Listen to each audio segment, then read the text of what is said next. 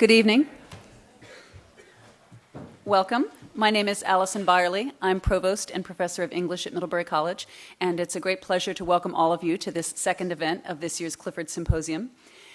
Since 1992, Middlebury College has presented an academic symposium in the fall term of each year. The purpose of the symposium is to focus the attention of the community on a topic that seems to exemplify one of the key elements of our liberal arts curriculum, making connections across disciplines, across areas, and across cultures. Our hope is that students, faculty, and others will leave the symposium with a broadened and deepened understanding of both liberal education in general and the particular subject matter of this year's symposium, and that these conversations will continue throughout the year. In 1993, the Board of Trustees named the symposium for Nicholas R. Clifford to honor him on the occasion of his retirement from the faculty. Nick Clifford, a man who exemplifies the concept of the teacher-scholar, was a member of the history department at Middlebury from 1966 through 1993. He played a key role in developing the field of Asian history and Asian studies more generally in the curriculum at Middlebury, and was instrumental in bringing our program in East Asian studies to a preeminent place among liberal arts colleges. During his years on the faculty, Nick was one of the true leaders of the community, a member of every major college committee and vice president for academic affairs on 3 separate occasions for a total of 9 years. After his retirement from the faculty, Nick served for 7 years as a member of the Middlebury College Board of Trustees and as co-chair of the college's bicentennial celebration. The topic of this year's Clifford Symposium, Islam and Politics in a Globalizing World, provides an opportunity for discussion of issues that are not only of great importance today, but will continue to affect the world that Middlebury students will enter for many years to come. We're very fortunate to have as our keynote speaker for this symposium a leading scholar in the debate on Islam and Islamic politics. James Piscatori is Fellow of Wadham College and of the Oxford Center for Islamic Studies, and member of the faculties of Social Studies and Oriental Studies, University of Oxford. He was formerly professor in the Department of International Politics at the University of Wales, associate professor at the Nitze School of Advanced International Studies of the Johns Hopkins University, and research fellow at the Royal Institute of International Affairs, Chatham House.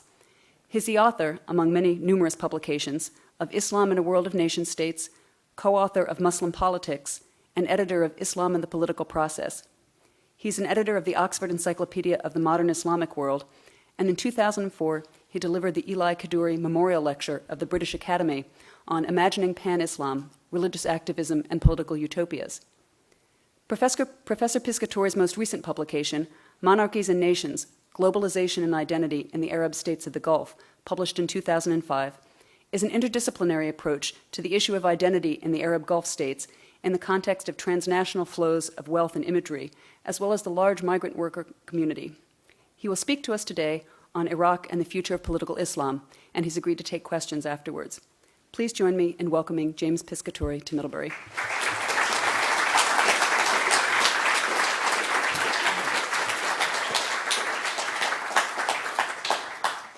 Thank you, Provost, for those very kind words. I'm always very pleased when I'm not introduced as my friend John Esposito. This is someone who's been working in the field of Islam, but also has an Italian name, and we're constantly being mistaken. So I'm very grateful to you for an accurate as well as a generous introduction. Thank you very much. Half the audience is betting that I won't make it through this talk. They realize that our jet lag is settling in, I'm afraid.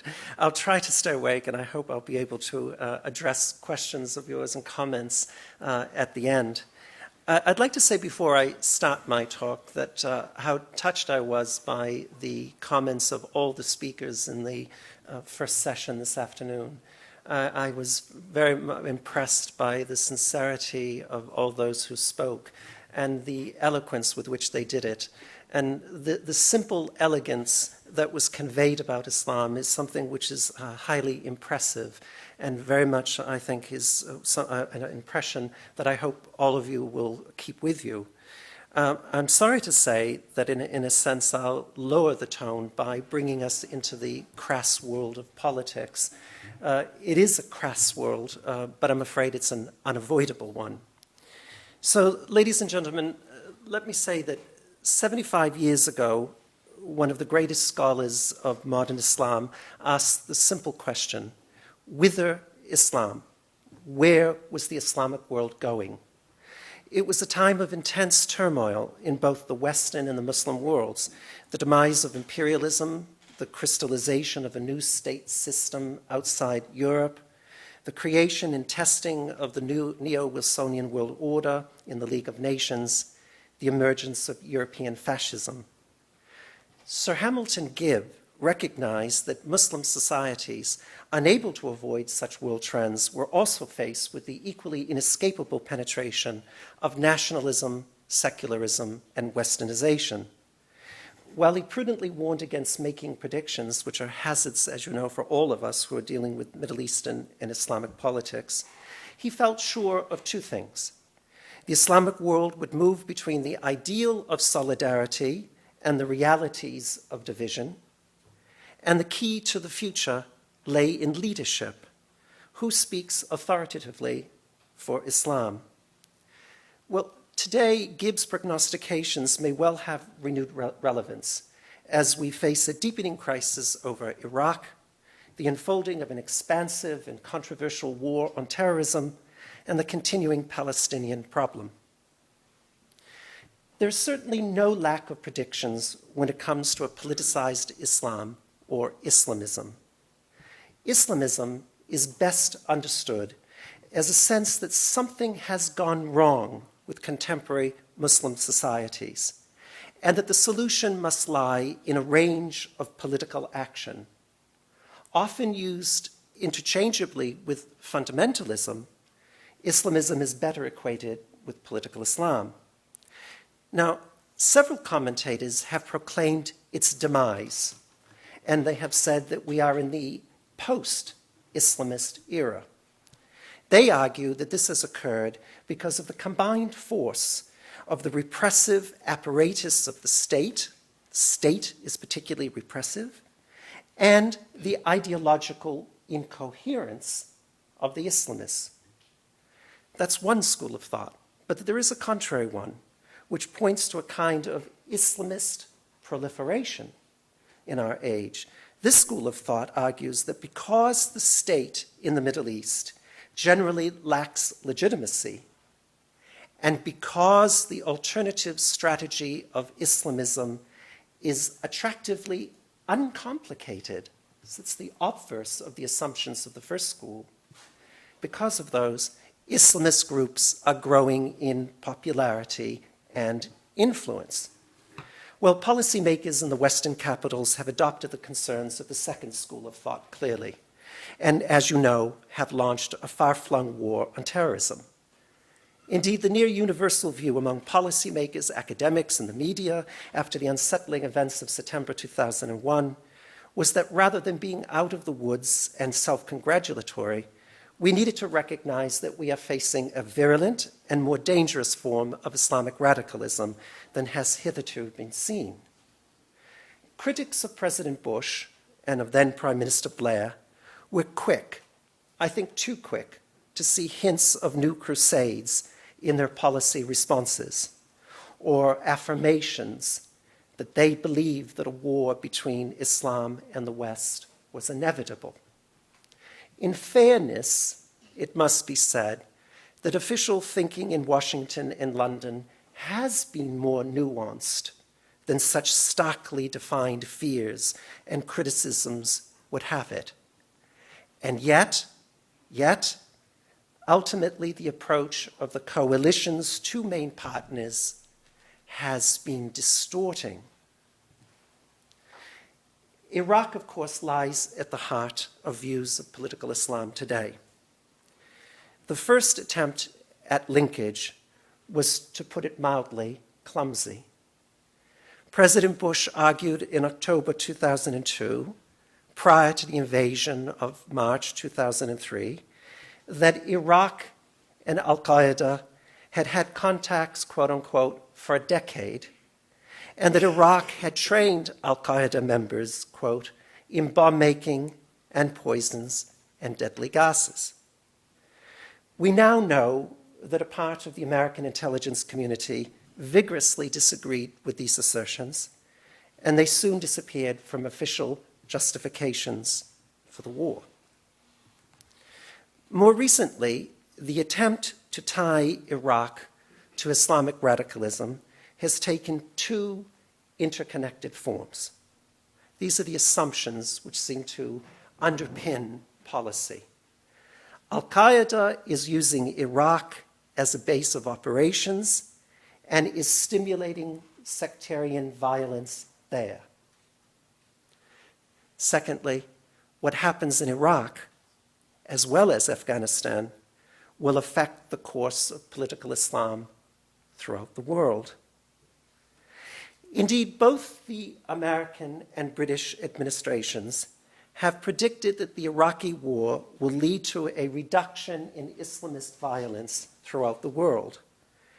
Their main logic now appears to be that radicals would be lured to Iraq and defeated there, or at the least, that a defeat for the radicals in Iraq would deflate the cause of the radicals elsewhere. President Bush said in November 2005, if we are not fighting and destroying this enemy in Iraq, they would not be idle. They would be plotting and killing Americans across the world and within our own borders. By fighting these terrorists in Iraq, Americans in uniform are defeating a direct threat to the American people. More recently, he said, those who justify withdrawing our troops from Iraq by denying the threat of al-Qaeda in Iraq and its ties to Osama bin Laden ignore the clear consequences of such a retreat. The same folks that are bombing innocent people in Iraq were the same ones who attacked us in America on September 11th. Well, the two governments appear, however, to be out of tune with their own intelligence agencies. The official investigation of the London bombing of July 2005 reported that the heads of MI5 and MI6 had emphasized, quote, the growing scale of the Islamist terrorist threat. The National Intelligence Estimate of 2006, the most important annual American intelligence report, pointed to the war as a factor in the metastasizing, quote unquote, of global jihadism. The estimate of 2007, which just came out about a month and a half ago, reiterated this and concluded that al-Qaeda, quote, will continue to enhance its capabilities to attack the United States. An independent American study group, the Council on Global Terrorism, stated last year, quote, there is every sign that radicalization in the Muslim world is spreading rather than shrinking, unquote. Well, academic critics argue that in failing to pursue al-Qaeda after the fall of the Taliban, rather than invading Iraq, the United States allowed al-Qaeda to establish itself firmly in the lawless regions of Pakistan and in western Iraq. Al-Qaeda enhanced its popularity, moreover, in this view, not only among the ranks of Palestinians, distressed at the continuing stalemate of the Arab-Israeli conflict, and young Saudis or Egyptians, among others, disenchanted with their regimes that appear to them as corrupt and excessively pro-Western, but also among the disaffected young Muslims of Western Europe and perhaps America, torn in different directions. One thinks of the great Arab poet Adonis, who spoke of the kingdom of the bewildered rock and its central paradox. We die unless we create the gods. We die unless we murder the gods. An important part of the argument has to do with the encouragement of sectarianism in Iraq and elsewhere. Confessional animosity has existed throughout Islamic history. We must be clear on that. One 12th century anti-Shiite tract, for instance, was entitled The Devil's Deception. But today we are faced with horrifying pictures of not only Iraqis blowing up Westerners, but also of Sunnis fighting Shia. There is no doubt that al-Qaeda is responsible in significant part for such actions. The fetid anti-Shi'i diatribes of Abu Musab al-Zarqawi, who was the head of al-Qaeda in Iraq until he died, make this point abundantly clear. So too do the actions of his group. It has bombed Shi'i holy sites in Baghdad, Najaf, Karbala, and in February 2006 destroyed the Golden Mosque in Samarra. It proclaimed unrealistically the Islamic State of Iraq in the Sunni areas of Baghdad, Mosul, and Anbar province. So it's not surprising that some Shia have responded in kind. One scholar, Vali Nasser, has argued that sectarianism is now the defining characteristic of Islam. In his view, the tensions we see in Iraq have their analogues in Lebanon, Saudi Arabia, Bahrain, Afghanistan, and Pakistan. With Iraq, the first Arab Shi'i state, a new Cold War may be unfolding in this view. One this time not between the radical Arab nationalists and the conservative pan-Islamists of the 1950s and 1960s, but this time between the Sunni Arabs and the Shi'i Arabs. Egypt, Jordan, and Saudi Arabia are meant to be the state representatives of the former, the Sunni world, Iraq and Lebanon, principally of the latter, Shi'i world.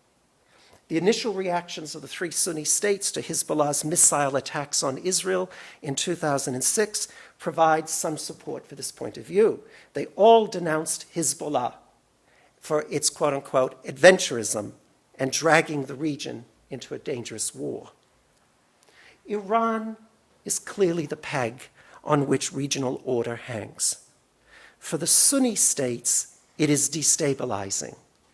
In their view, Iran encouraged the Lebanese crisis of last year, and as President Mubarak caustically remarked, the Arab Shia appear more loyal to Iran than to their own countries. With regard to Iraq, the border between Iran and southern Iraq scarcely exists. Virtually all Iraqi Shi'i leaders owe their positions of influence to Iranian assistance. Millions of Iranians have gone into Iraq as pilgrims, and the Revolutionary Guards operate with impunity on Iraqi soil. A nuclearized Iran would be even more alarming and dangerous. For the Shia, however, Iran provides an integrated and welcome support structure, a support structure of religious learning, financial aid, military training, and political protection. Sunni alarmists fear a Shi'i arc of crisis, what King Abdullah of Jordan has termed the Shi'i crescent, whereas Shi'i chauvinists hope for an expansive sectarian solidarity. The scenarios for the future may thus appear distinctly worrying. But at the risk of underplaying the difficulties, I'd suggest that we need to put the matter into a broader perspective. In brief form, three factors are important in this regard: differentiation, ideology, and transnationalism.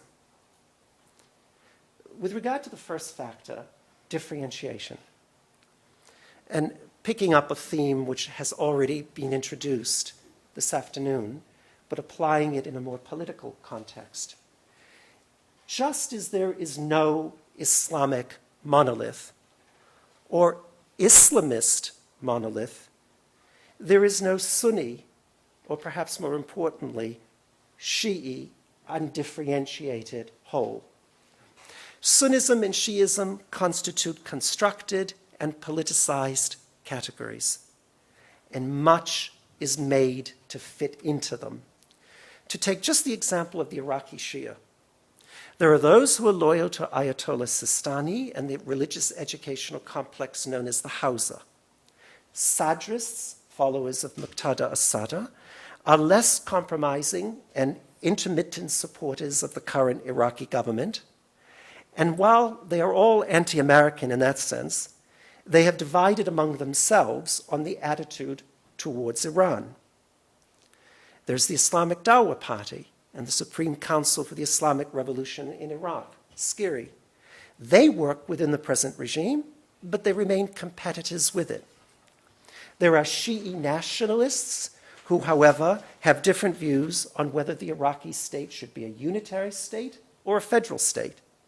There are Shi'i regionalists, some of whom promote the primacy of Basra over the central region, and others who call for regional separatism. Despite the comforting ideal of solidarity, then, the reality is of fragmentation and difference. Let me take the second point, ideology. This is not a very fashionable point to raise in political science circles. Nevertheless, I don't shy away from it. I think it has an importance in this argument. When talking of Islamism generally, it is the case, I believe, that we should not think of ideology as either rigid or uniform.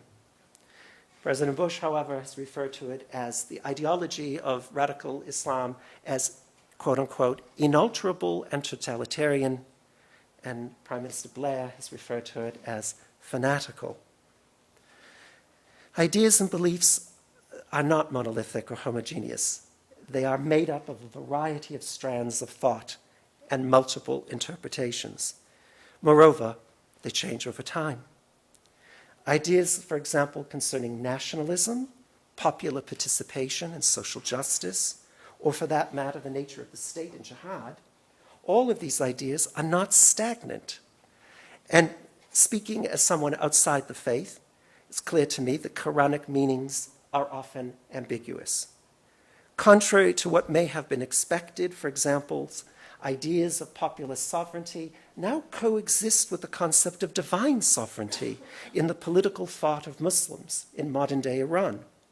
In the case of the Muslim Brotherhood in Egypt and Jordan, Hamas in Palestine, Hezbollah in Lebanon, the Islamic movements of Morocco and Algeria, and others, we find flexibility of ideology. There is, in fact, a mixture of evolving viewpoints that does not fit the stereotype of the unbending believer, the true believer. In the case of the Iraqi Shia, as I've said, all factions have been dependent on Iran in some way. This does not, however, mean that they are all followers of Iranian ideology. Grand Ayatollah Sistani does not accept the Khomeiniist interpretation of governance, and his circle espouses a less direct intervention in politics than other Shi'i leaders who are more sympathetic to the views emerging from the spiritual city of Qum in Iran. In addition, each of them has had to come to terms with issues that lack established traditions on which they could automatically rely for guidance. There isn't a storehouse out there of received wisdom on such issues as what do you do about elections? How do you organize a multi-ethnic state? What is your position on the occupying forces during a civil war? On none of these is there a presumed automatic response or interpretation. And on all of these, they have had to come to terms with their own set of ideas. Regardless of whether ideology evolves in these circumstances, and I think it does, we should also recognize that it is but one factor at work. A simple point, I hope it's not too simple, is often overlooked. The various Islamist actors, leaders with established followers and organized groups, are political actors above all, seeking power and influence. This dynamic may explain why there has been conflict, or conversely, why there has been bargaining among Islamic groups at time in Iraq.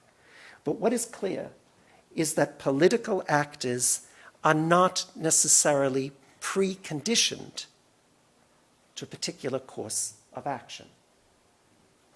Let me take the third factor, transnationalism. Another general assumption about political Islam today is that it takes the form of widespread connections and networks, especially the more radical groups committed to terrorism. We know that borders in a globalized world are increasingly notional, and Islamist groups and ideas reach across the internal frontiers of the Muslim world, and they have an impact, sometimes tragically, as we know, even in the non-traditionally non-Muslim world, in New York and Washington, Madrid, and London. We sometimes now speak of al-Qaeda as if it constitutes the central headquarters of political Islam, not just the core of Islamist terrorism. I want to quote a little bit at length these words from Tony Blair, because I think they're very revealing. Tony Blair, writing in Foreign Affairs, was explicit about the interconnection. Quote, "The struggle against terrorism in Madrid or London or Paris is the same as the struggle against the terrorist acts of Hezbollah in Lebanon or Palestinian Islamic Jihad in the Palestinian territories or rejectionist groups in Iraq. The murder of the innocent in Beslan in Chechnya is part of the same ideology that takes innocent lives in Libya, Saudi Arabia, or Yemen. And when Iran gives support to such terrorism, it becomes part of the same battle with the same ideology at its heart." Well, however, to my mind, the specific circumstances of movements need to be taken into account. Nowhere is this better seen than in the cases of Hamas and Hezbollah. Let me just mention one because of the need to be brief. Hamas is pursuing an Islamist agenda, there is no doubt about it, but it is naturally affected by the particular circumstances of Israeli occupation, economic boycott, competition with the secular Palestine Liberation Organization, and the corruption of local elites. For all the talk of religious concepts and its basic covenant, one cannot make sense of Hamas unless it is seen above all as part of the Palestinian national struggle. So again, look at the circumstances of the group. And there is no doubt that both Sunnis and Shia in Iraq are connected to outside groups. But the extent to which a global Shiism exists is debatable to my mind. Despite the supposed commonalities, Shi'i groups differ according to national or local circumstances. Hezbollah in Lebanon and Dawa and Skiri in Iraq may have more common interests with other groups in Lebanon and Iraq, respectively, than with each other. And added to this is the suspicion in some Shi'i quarters that Iranian Shi'ism may be little more than a projection of Iranian state power. Why, the reasoning goes here, should we defer to a supposed Shi'i Vatican when it is really only a modern projection of Persian hegemony? Moreover, emerging anthropological studies are documenting a kind of localization of ritual, whereby significant differences in the observance of Muharram, a central commemoration of the Shi'i calendar, these differences are developing in southern Lebanon, southern Iraq, and Iran. So rather than pan-Shiism, then, we may be witnessing the development of nationalized or localized Shiisms. Well, it would be rash, I think, by way of conclusion, to make predictions. As Churchill is reputed to have said, it is much better to prophesy after the event has taken place. But having foolishly put the future of political Islam in the title to this talk, let me offer a few general and I believe fairly safe observations. First, the Iraqi crisis, in continuing to pose a profound challenge to regional stability, will empower subnational groups of all kinds, including Islamist ones. The unity of Iraq has been declining since the 1990s in the wake of the first Gulf War and is now largely fictional.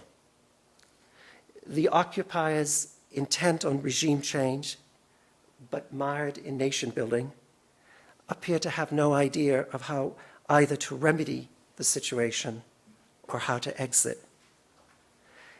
In this environment, the immediate prospects for democratization, the assumed corollary of invasion, are dim.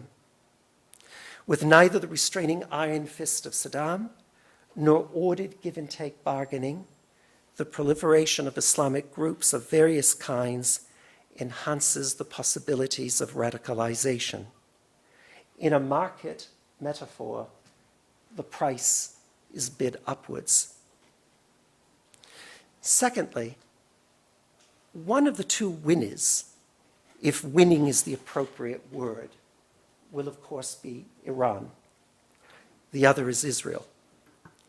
Iran has aspirations that are both regionally assertive and, given the perception that it is encircled by the United States and its allies, defensive. It has close, prominent links with such non-state actors as Hezbollah in Lebanon and the Shi'i parties of Iraq. It has the economic and military power to influence events well beyond its borders, and both the political will and the ideological rationale to do so. At the core of its greater geopolitical importance today is an Iranian-Syrian axis. This means that no solution to the present Iraqi conflict, to my mind, can be reached without engagement, above all, with Iran, but also with its allies, Syria, and the local actors, the so-called insurgents. Third, however alarming the prior 2 points may seem, predictions about a great Sunni-Shi'i divide in the Middle East are almost certainly overstated. Richard Haas, the president of the Council on Foreign Relations, has recently offered a cogent view of what he calls the emergent new Middle East, in which, quote, tensions between Sunnis and Shiites will grow, causing problems in countries with divided societies such as Bahrain, Lebanon, and Saudi Arabia, unquote. There is no doubt, as I've tried to suggest, that sectarianism has become more pronounced. In fact, it's a distinctive feature of the modern landscape, that there is an accentuation of difference. The self and the cross-identification of Muslims as Salafis, as Shia, as Wahhabis, as Sufis, or any of these other terms that we repeatedly hear, all of these are manifest now and are growing in importance. Salafi tracts often denounce Shi'i practices as deviations in such emotive terms that the sense of the ummah, the community of the faith, seems to vanish into the ether at times. But in a sense, we've been here before. In the 1980s, when the Sunni-dominated Iraq and revolutionary Iran were locked in a mortal combat for 8 very bloody years, the fears of similar uprisings and instability were not realized by and large, and for 2 broad reasons. The entrenched power of states in the region, with their abilities both to repress and to co-opt, and intra-sectarian divisions. In addition, there's often an express political purpose to the downplaying of sectarianism. One would normally think of al-Qaeda as assertively Sunni in inspiration, and obversely the Iranian revolutionary state as assertively Shi'i. While this is certainly true, it is also the case that both have approved of struggles beyond their sectarian patch. Bin Laden and his lieutenant, Ayman al-Zawahiri, endorsed the jihad of Hezbollah and depicted in broadly Islamic terms as a defense against Zionist and imperialist aggression. In a similar manner, the Iranian establishment applauds the activities of Sunni Hamas and is, in fact, as we know, has become its largest financial backer since the election of January 2006. So at the risk of seeming complacency and putting it crassly, and here's my soundbite moment, politics will trump religion. Or perhaps, somewhat more precisely, state power will serve as a counterweight to religious politics. And as Sir Hamilton Gibb, whom I quoted at the outset, said, and as he predicted, no matter how attractive the broader idea of the unity of faith, it is checked by the reality of division and fragmentation. Ladies and gentlemen, I haven't fallen asleep yet, and you've been kind to listen to all this.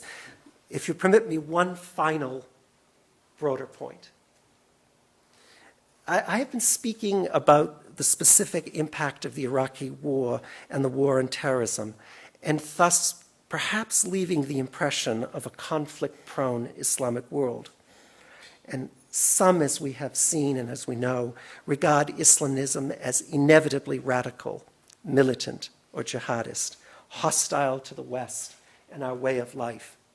Others, among them most Muslims, I suspect, feel that they are being judged by Western standards, or at least by standards that the West does not apply to its own policies.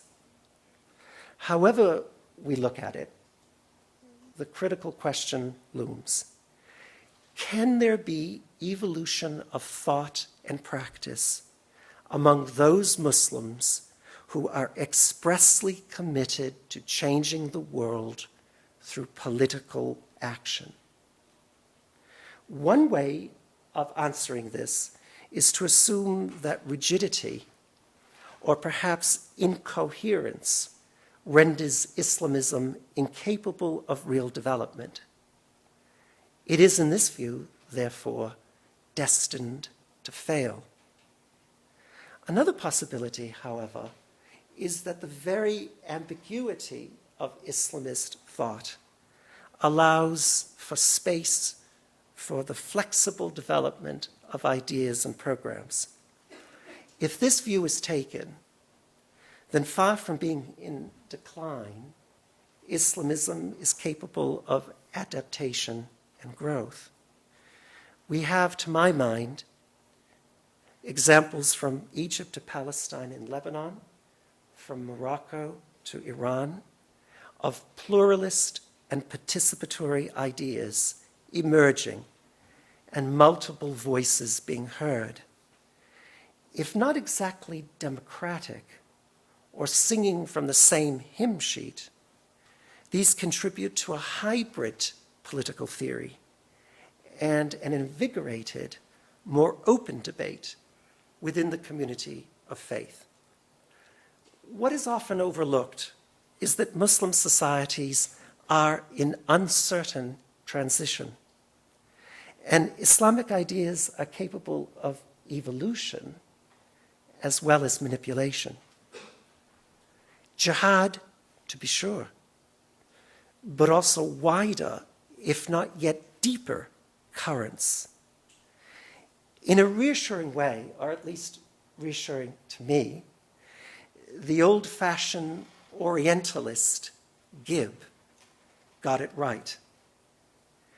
Islamism is not on a trail of decline, and whilst it is very much rising, it need not be jihadist and can be pluralist. The quality of the internal debate, leadership within the Muslim community, in his terminology, will determine the future of political Islam. The struggle over who speaks for Islam is far from over, and it would be regrettable if we, outside the faith, decide that it is over or impose conditions that distort it. Thank you.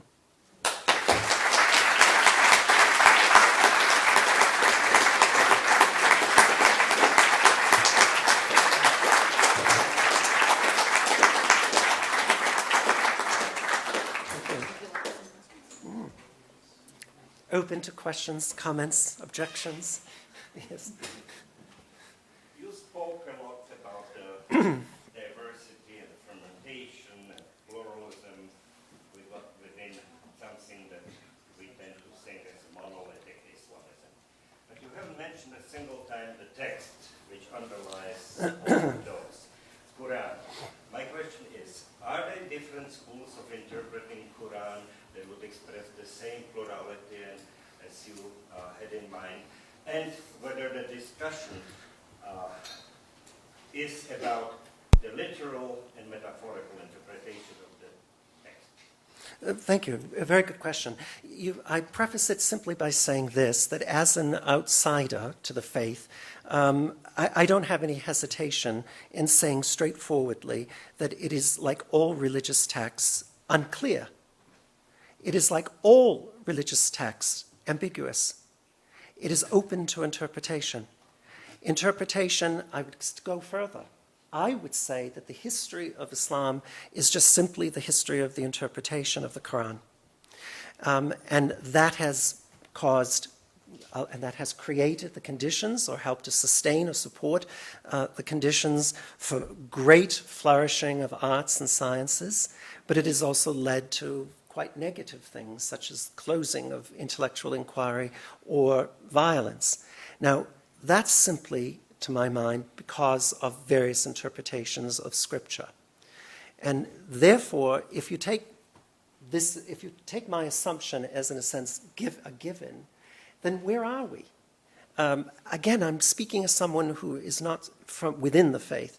So, to my mind, it doesn't bother me that we accept that it is a document open to such interpretation. But where does it leave us at the end? It seems to me it comes down to the kinds of interpretations. And if you push me further and say, well, where are we?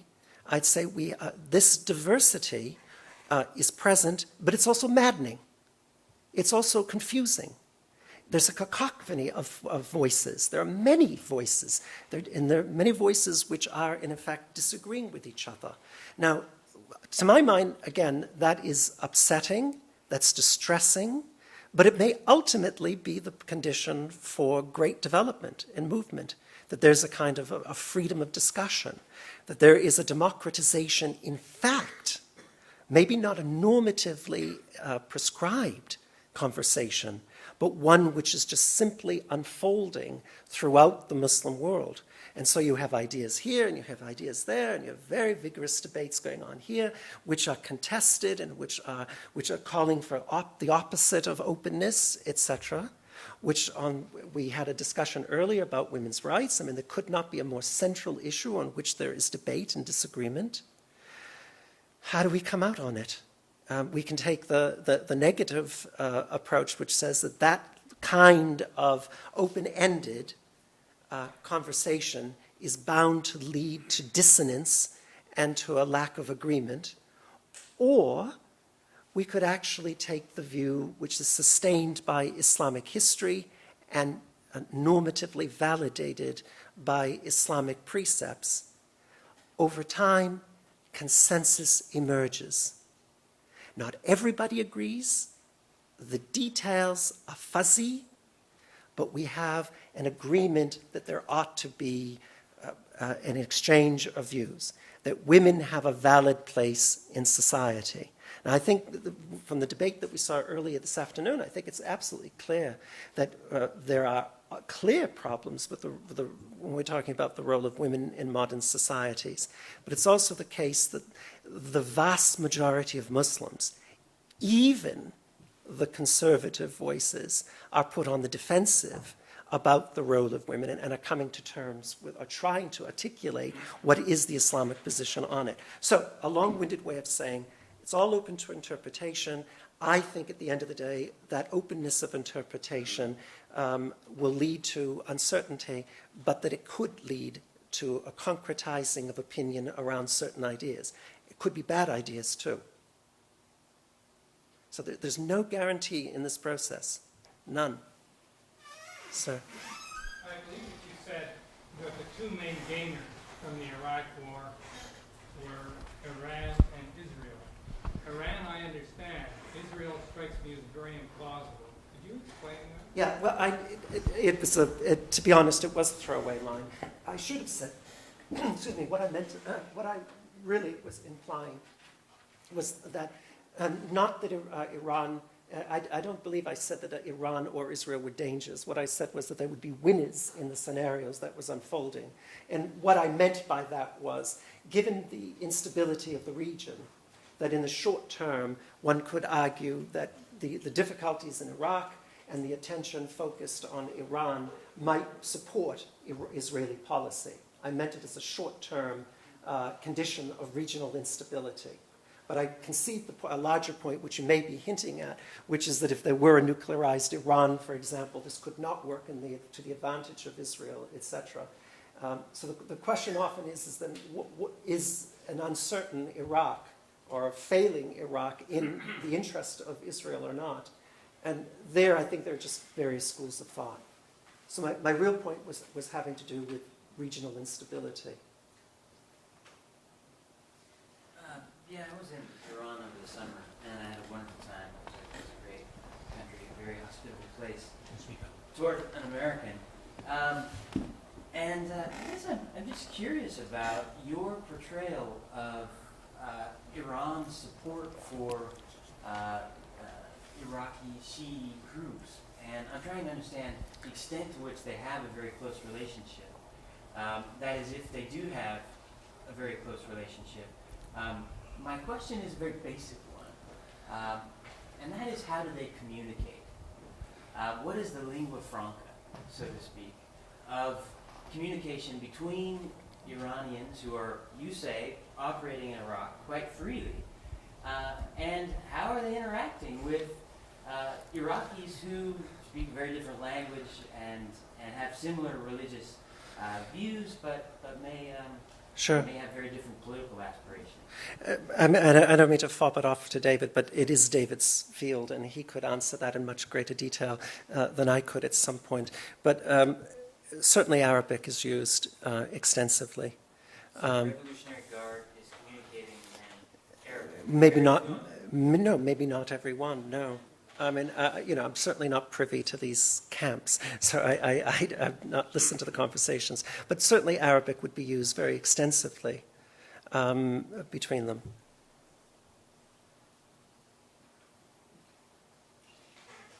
Can one really talk about the future of Islam today without admitting the fact?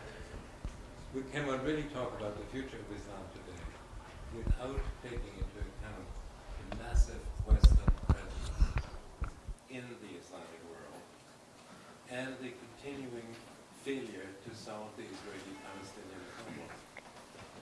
We now are talking about keeping the American army in Iraq till 2010, maybe. Some generals talk about 2013. Hillary Clinton has not particularly resisted this notion. So what we're really talking about is a long-term American presence under the pretext that we're somehow going to solve this crime we've committed there. And in the meantime, we're going to have a charade of a conference on Israel and Palestine, which will not probably solve very much. So the question then arises, how will the Islamists and the ordinary Muslims throughout the Middle East react to this when the original impetus to the Arab revolt in Egypt and elsewhere was the revulsion against Western secularism? So my concern is that a discussion that centers primarily on the intra-Islamic conversation really needs to take into account the fact that we've conquered the Middle East. I don't know if I agree with all of your analysis, but thank you for putting the spotlight back on the, as you say, in a sense, the external. And as you know, there's been a considerable amount of debate over the decades about what impact the West has had. And it is certainly the case that there is a well-rehearsed line of criticism of the Western penetration of Muslim societies for introducing ideas which are considered which are secular and seen as antithetical to religion, and introducing other factors which have been offensive, such as cultural, social ways. So that's true. I think there has been a great deal of that. But standing back from that, it's also the case that, we are isolating that as a variable in an analysis. But the real world situation is that it's all mixed up now. That it would be impossible to, in a sense, to disengage from that kind of Western penetration, in large part because of globalization, in large part because of the socialization and the education of the elites, etc. So what I'm saying is that even in spite of well-formulated critiques of Westernization, Westernization has occurred, in fact. And that has transformed them and their attitudes, even if there may be objections raised to it. So it becomes a very difficult matter to sort of isolate it. Now, that's one thing. But then to sort of add to that and say, but the West doesn't just equal the ideals of the French Revolution. It just doesn't equal broad ideas like democracy and nationalism and freedom, etc. It also means support for Israel. It also means this war.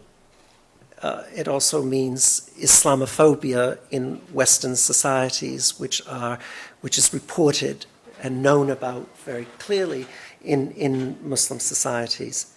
Then it comes down to, are those a problem? And will there be, as you ask, a solution given the continuation of those problems? I think the answer is with great difficulty. Will there be such a solution? That they are problems, precisely what I've identified. And again, I'm simplifying for the sake of the discussion, and I suppose it's more complicated, but there's kind of an attractive symmetry to this point, that in the great debate about do they hate us because of who we are or what we do, the what we do bit seems more compelling to me. The who we are is just a jumble. I mean, what is our identity?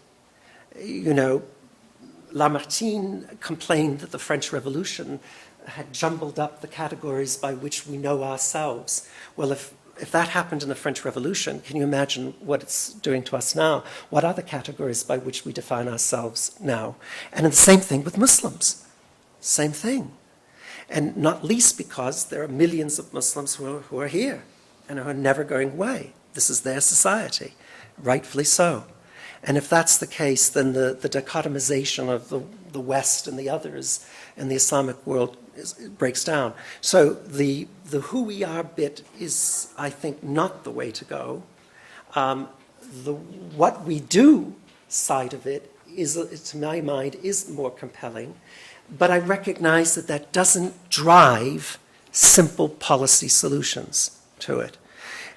If we clearly recognize that American policy is creating enemies in the Muslim world because of what is perceived to be as unchallenged support of Israel, does that mean that we should abandon Israel? Does that mean that we should suddenly declare our full and complete support for the Palestinians? I mean, I can't see that sort of a policy prescription coming from it. But I just want to emphasize the obvious, and several of us were having this discussion at lunch today, that despite the argument that it's more of who we are, and that's precisely what Tony Blair, how he put it, it is clear from poll after poll after poll that the young British Muslims who are opposed to the state and society have expressed that opposition because of British support for Israel, because of the war, etc., because of policies. So I don't offer a simple prescription as a result of that, but I think we need to recognize the doing bit. Actually, my question goes back to the same reaction of West as well. If I interpret correctly, your idea was that we have to, anti-Islamist movements have to step back a little bit and listen to the cacophony in order for the harmony to come out somewhere. Right. And then I think I agree with you, but the realistic problem that I feel exists there is, can we prevent the places in which Islamic conservatism clashes with West, and when they happen, realistically, there is going to be a reaction from West. So if we have a solution for harmonizing that cacophony, it has to contain those reactions from the West, and we can't necessarily exclude them. So my question is that if we don't dry the root of fundamentalism, if we don't destroy it, can we ever reach that harmony that you Yeah, yeah. I think it's none of our business. That's a very simple answer to a very sophisticated question. Let me pick up your theme, and it's also a point that was sparked by something you said as well. Here I just lay my cards on the table. Thank God I retreat to the university and do not have to do policy, because I have absolutely no idea what I would do if I were in the Foreign Office or the State Department. I have absolutely no idea. I have the luxury, thank God, of being able to criticize without offering a constructive alternative. But let me emphasize that point by saying, I'm going to reword points that you both were suggesting. Do we have a duty to facilitate the process? Putting it differently, should we export democracy? The answer to my mind is no. Now, I understand the complications of that. I recently did this in Sydney, said this in Sydney, and I was taken up by Clive Kessler, who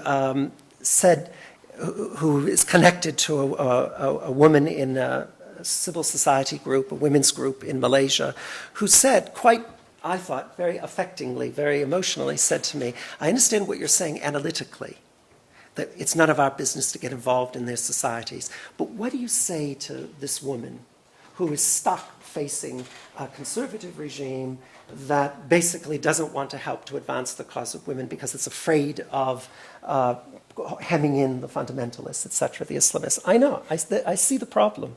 I think it is a great problem, and I think that would our standing back is bound to cause problems.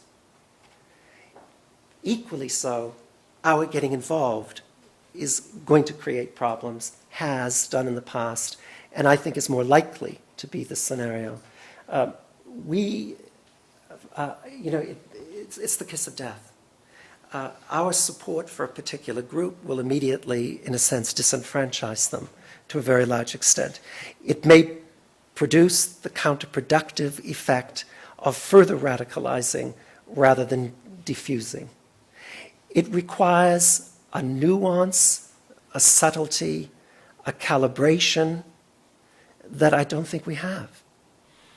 And I'm not going to take a cheap shot. This is not because, which is universally believed in America, in Europe, that Americans lack any ability to know the world beyond Middlebury, beyond their shores. That is certainly the case in Europe as well.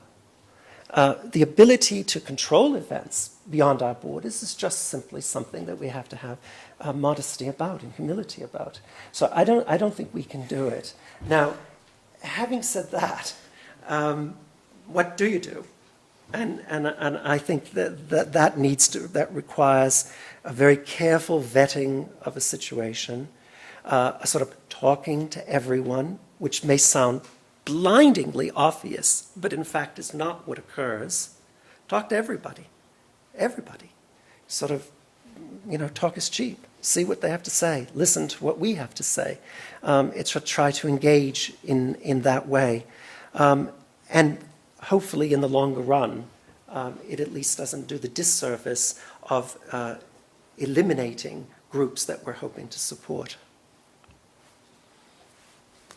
In reference to the future of political Islam, where do you see the role of a secular Turkey, Indonesia, Nigeria, all the other countries who have large Islamic populations, Muslim populations, but are not in the Middle East?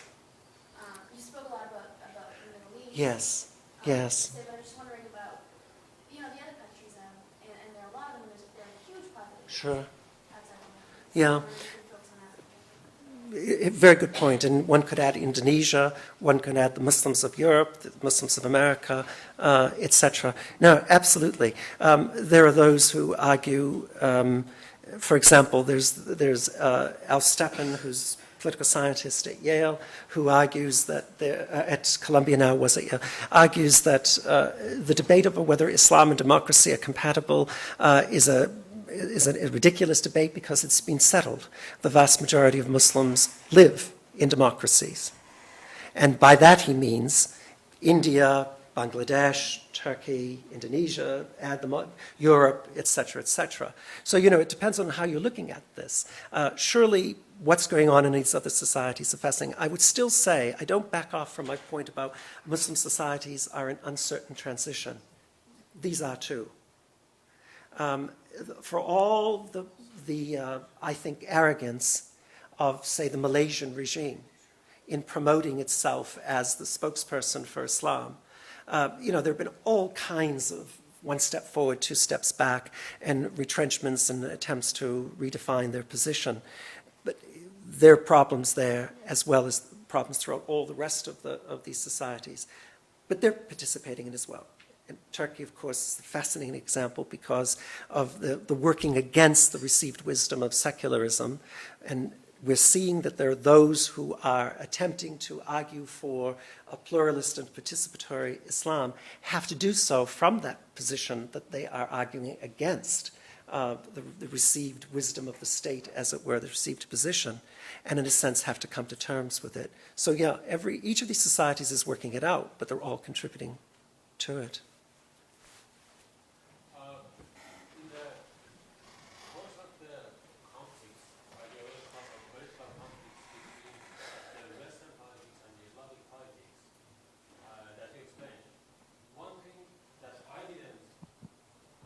One thing that I didn't hear was one element, and that is the anti-Islamic groups and anti-Islamic ideologies inside the Islamic countries. That I think are of a great number, or I can't say a great power, but a great number or great influence. Where do you think these groups would stand in the place, in the process of making decision, of acting with the Islamic countries? Are they going to converge to the West because of the ideological issues, or are they going to take their stand or converge or get closer to them? Who do you mean? For example, I can give you an example of Iran, which would be like a past example of Iran about 20 years ago, which was the communist ideas, communists in Iran. Or right now, for example, in Iran, a group that is kind of struggling, which is semi-religious, Mujahideen, that has their own effect, their own places in Iraq. Sure. Where do you think they stand? I don't know. They've lost, certainly if you're talking about the Communist Party, they've just lost the wave. And they're obviously not going to be very powerful as a group. Nevertheless, the ideas are there. They're out there. I'm sure they're being reacted to. So I don't know. I don't know if these groups have such power. I mean, a better example might be the generals in Turkey. If you accept that the generals in Turkey are wedded to a kind of Kemalism, which doesn't accept a valid place for Islam. But in fact, that's not even true. Almost every generalization you can make is just not true. And so this idea that there's this popular voice of Islam which is rising and is being throttled by a Kemalist secularized military is not entirely true. It's not true. We know that the generals have been promoting a kind of a synthesis idea, that Islam has a place in the new Turkey, etc. So, it's like, the goalposts have shifted. We are no longer talking about the same terrain. Everything has moved. Everything has moved. And the idea that Islam has something to say, and something damn important to say, about public order, this idea is unquestionable now. And whether you like it or you don't like it, whether you can define whether that equals democracy or it equals authoritarianism, whether you think that it leads to violence or that it is inherently peaceful, that's just the position you stake out. But everything, in a way, has shifted.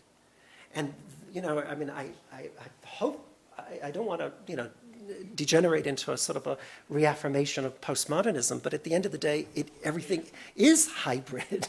At the end of the day, there is this sort of mixture of identities. And so even if there are those who are articulating this opposition to Islamic or Islamist ideas, they're just one part of the reformulation of this politics of identity. I want to go back to the Palestinian-Israeli issues, and I would like to hear your opinion. Why do you think that Hamas won the election? Do you think it was mostly because of their religious ideology and their influence on the Palestinians, or do you think it was more because of their economical influence they have, like the community service that they do for the Palestinians, all these things? Yeah. And if we are going to do like re-election in Palestine, do you think at this point Hamas is going to win again, or do you think Fatah? And did the West see it coming? Did the West saw that Hamas was going into power or not? No, neither did the PLO. You know, I mean, in simple terms, and not to be facetious, you know, Hamas didn't so much win as the other guys lost. And this is I think this is part of it. You know, let me reaffirm that I do think that ideology has an importance. It has an importance, the ideology of Hamas, which is an alternative national constitution. It's nothing less than that. If you take the PLO charter and you put that against the covenant of Hamas, you have two constitutions. Take your choice. Now, I think that different of interpretation, that different constitutional order, which was being presented by Hamas, provided for the cohesion of Hamas as a group to a large extent. And it probably provided for a certain amount of the mobilization of its followers. Did it win them the election? No. What lost them the election were the series of frustrations. And here, I mean, we just have to retreat in a kind of political science analysis to look to structural factors rather than ideological ones as the determining variable here. What were those structural factors? An endless frustration of the Palestinian people at a process which was going nowhere fast. The endemic corruption of the elites, which was clear to all. The ability of Hamas to be responsive to social needs at a time when people were thinking of the PLO fat cats as not doing that. You know, these factors sort of come together, and what you have sort of a vote against rather than a vote for, which of course is the great problem, and here's the huge question mark over the future of Hamas. And by the way, this is a perfect example of the academic debate about Islamist movements. I made a big deal about ideology, and I want to reiterate that I think it's important, but I also want to put it into context. One academic argument is that Islamist movements are so hidebound, so wedded to this alternative vision that they can't adapt to circumstances. That it provides the reason why they were successful because it held them together, while the other guys were falling apart and all they could think about was lining their pockets. These guys were thinking about doing God's work, whatever that meant, but at least they were saying something different and saying it clearly, loudly, and effectively. That was fine. But what do you do when the situation is that for whatever reason, they then translate from opposition to power and thereby have to face all the demands of those who govern, which, you know, in a short word, is compromise. Endlessly compromise. Give in. Most governments give in. Most governments will bargain with various social groups. it will be, giving in is putting it too negatively, it's putting it too simply. But by and large, the state in the modern age is one actor among many. And the state will have to negotiate with other groups in these societies. And in so doing, the academic, this is the counter-academic argument, it then starts to change as well. So you have two views. You have a group which says, one view, school of thought that says it'll never change because the ideology keeps it rigid. The other school of thought says, hey, they're practical. They're going to have to hold on in some way, and to do so, they've got to give and take and bargain, etc. So it remains to be seen. There are tantalizing hints and that things are changing. We know that no group is monolithic, so that there are divisions within Hamas as well, some who want to compromise more, some who don't, etc. Divisions between Gaza and the West Bank, as we know, etc. You know, as a movement, it just has this sort of unity from the distance, but if we were to look at it closely, we would see all these difficulties.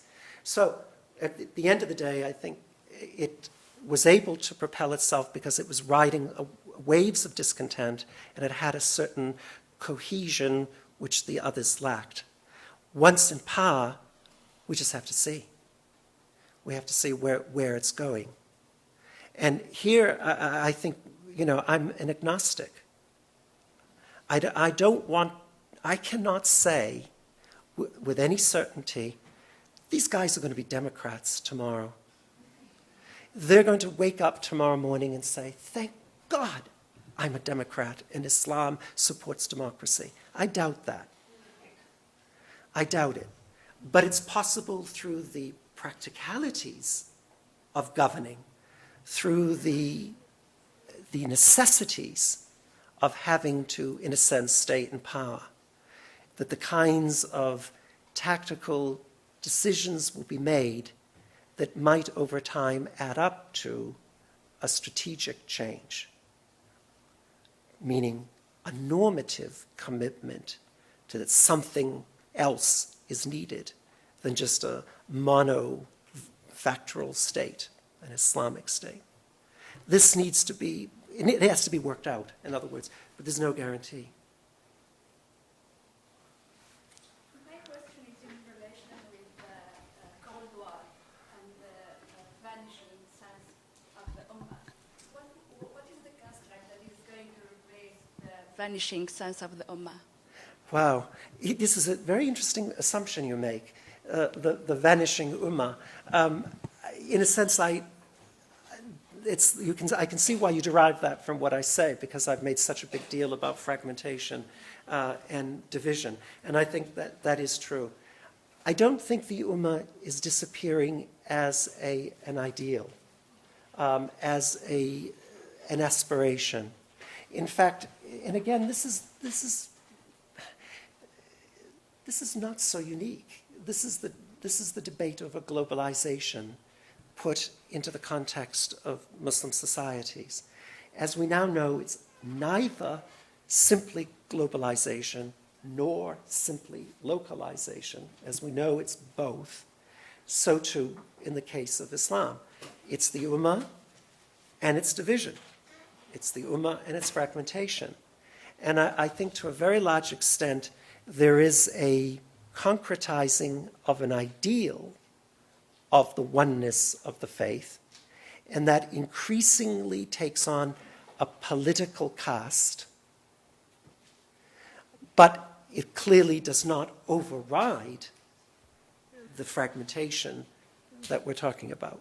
So if you want, it's kind of a mythic thing, which is there, which everyone would agree ought to be in place. And in that way, it provides kind of a motive force. But you know, that's an academic answer. That's an academic answer. I don't know. I mean, I was so affected by the Muslim students who spoke earlier. And I don't want to put words in their mouth, but I'd be very interested to hear if I asked them a series of questions about the Ummah. I'd be surprised if I didn't hear a reaffirmation of an Ummah sense. So someone I thought very eloquently said, I am a Muslim first and a Bangladeshi second. That sentiment may not be what you tell your government. It may not be what you sign on the day you get your passport. It may not be what you say when you put your hand on your heart and look at the national flag. But it is a sentiment which everybody across the Muslim world would probably say if you ask them. Now, is that kind of a learned, socialized response? Yes, I'm a Muslim. I think it's more than that. I think there are layers here which you have to sort of peel back. If we could do that, and I think we would discover an attachment which is fairly deep. Here we are in the realm where we just can't make sense in a social science way. Do you call it deep structures, as anthropologists do? Do you call it implicit ideology? Do you call it the struggle for hearts and minds? What do you call it? I don't know. To me, it's just a stratum of identity which is there, and I think can't be talked away with academic theories.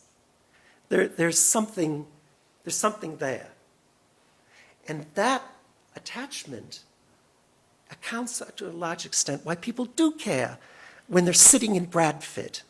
What do they care what's going on in Gaza? What do they care what's going on in Basra? But they do. And they increasingly say, not only do I care, but I damn my government because it doesn't care what's going on in Basra or Gaza. That's pretty powerful. Those are layers of opinion that we're only beginning to understand. So I think there's something there. And on the other hand, to think that that could be translated into the restoration of the caliphate, as the Islamic Liberation Party, the Hizb ut-Tahrir says, is of course silly. It could never occur in that sense. Nor could there necessarily be any assumption that the organization of the Islamic Conference, the major interstate organization, would suddenly come together and be an effective political bloc. None of that's going to happen. But it serves as a standard by which you may identify yourselves in part, and for us politically, a standard by which you judge and most often criticize your own governments for failing to live up to it. So it becomes a standard of legitimacy and delegitimization, and that's the political function of it, as well as these sort of deeper sentiments. Anas? Just to pick up on this very last idea, the standard for legitimacy and to criticize your own government. I'd like to rewind the clock a little bit, about 30 years, when you had Arab nationalism as being something of an equivalent challenge to the existing state borders. Yeah. And that has now declined, and it is not nearly the same kind of route for critiquing and challenging your legitimacy. You had unionist experiments with Nasser in Syria. You had Libya trying various things, North Africa, for the sake of the Arab ummah rather than the Islamic ummah. And we know the Ba'athist parties and the history of Iraq and Syria along those lines. So the political scientist Malik Mufti has argued that this is the decline in that the use of those terms is due to the fact that as states became stronger, state national identification with the state unit became stronger. And he actually argued that Iraq was a strong state from that point of view. So do you see something similar happening? It's very possible. And as you know, thank you for that comment. As you know, it is worked to the advantage of, for example, Arab nationalism became Egyptian nationalism writ large. One could argue that of Saudi Arabia. One could argue that possibly of Iran. In other words, the manipulation of the force as a way of solidifying state power. So, so that it's the Ummah becomes a means by which Saudi Arabia becomes more important, because it says we're playing the Islamic game. We are the leaders of the Islamic world. We care, you don't. the pilgrimage, etc. So yes, that is a real possibility, and that again speaks to the whole theoretical information that we have about transnationalism, that at the end of the day it can be manipulated by states for the support of state structures rather than to undermine them. But if that's the case, to keep within the sort of that theoretical mode for a moment, we also have what's called constructivism. And as you know, the constructivist argument would suggest that alternative identities are built up. And while it is difficult to be precise about them, it has a tangibility to it, a reality to it, which may have an effect in the long run. So I don't know. I'm certainly not going to argue that the Ummah translates into a political construct of any great importance right now. But I think it's an element that plays a part in the politics of identity. Thank you. Have I exhausted you?